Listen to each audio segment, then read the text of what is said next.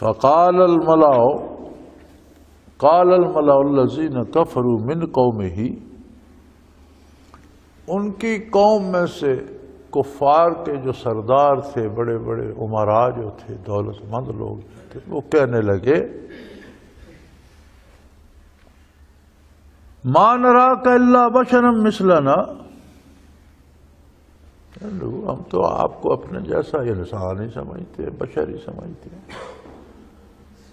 کوئی آپ میں ہم سے کوئی مختلف نہ آپ کا وجود ہے، ہماری طرح آپ کھاتے ہیں، پیتے ہیں، سوتے ہیں، جاگتے ہیں، ہماری طرح آپ کا گھر بار ہے، آپ کی بیوی ہے، آپ کی اولاد ہے، تو جیسے ہم ہیں ویسے آپ ہیں، آپ نبی کیسے ہو گئے؟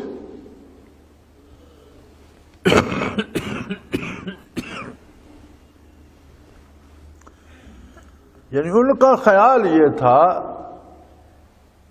کہ اگر اللہ نے بھیجنا تھا تو غیر بشر کسی آسمانی فرشتے کو بھیج دیتا، بشر کے علاوہ کسی کو بھیج دیتا، تم تو ہماری طرح انسان ہو، بشر ہو۔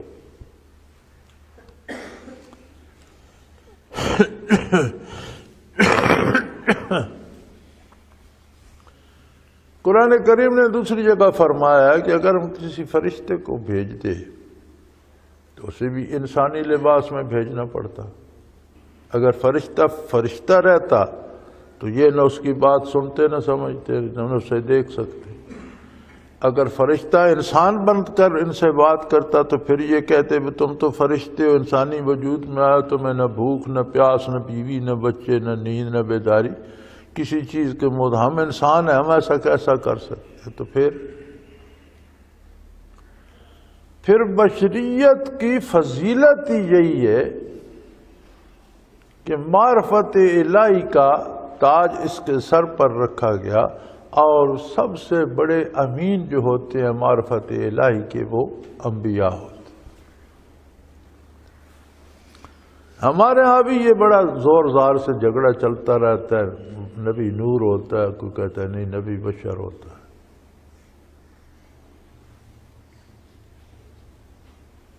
نور تو سورج چاند کو بھی کہا گیا، اس کا یہ مطلب تو نہیں کہ وہ مخلوق نہیں ہے، ذات باری کا کوئی حصہ بن گئے۔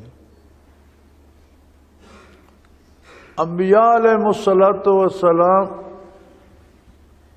اس اعتبار سے نور ہوتے ہیں کہ ساری روشنی ان کے وجود اقدس سے اور ان کی ذات سے نصیب ہوتی ہے، دلوں کا نور ہوتے ہیں، ایمان کے نور کا خزانہ ہوتے ہیں، لیکن ہوتے آدم علیہ السلام کی اولاد سے۔ نبی کی بشریت کا انکار کرنا ایسے ہی ہے جیسے اس کی عظمت نبوت کا انکار کر دیا۔ یہ پتہ ہے غلطی کہاں لگتی ہے؟ ہم خود کو بشر سمجھتے ہیں، پھر جب اپنی حیثیت دیکھتے ہیں اور اپنے حالات، اپنے اعمال، اپنا کردار دیکھتے ہیں، کہتے ہیں نہیں نبی بشر نہیں ہو سکتا۔ حالانکہ جو لوگ نبی کی اطاعت نہیں کرتے ان کے لیے اللہ کا ارشاد ہے اولئک کالانعام بل ہم اضل، یہ تو چوپاؤں اور جانوروں کی طرح ہیں، ان سے بھی گئے گزرے۔ تو ہم اپنے برے اعمال دیکھ کر سمجھتے ہیں کہ یہ بشریت ہے، نبی بشر نہیں ہو سکتا۔ اصل یہ ہے کہ نبی بشر ہے، شاید ہم بشر نہیں ہیں۔ ہمارے بشر ہونے کا ایک ہی سند ہے کہ ہم نبی صلی اللہ علیہ وسلم کے غلام ہوں، آپ کی اطاعت کریں، عقیدے میں بھی عمل میں بھی، پھر ہم بھی بشر۔ پھر بھی نبی خیر البشر ہوتا ہے، نبی جیسا دوسرا کوئی بشر نہیں ہوتا، سب سے بہترین، سب سے بلند، سب سے آخری مقام نبی کا ہوتا ہے۔ امتی کسی حیثیت سے اس کا مقابلہ نہیں کر سکتا۔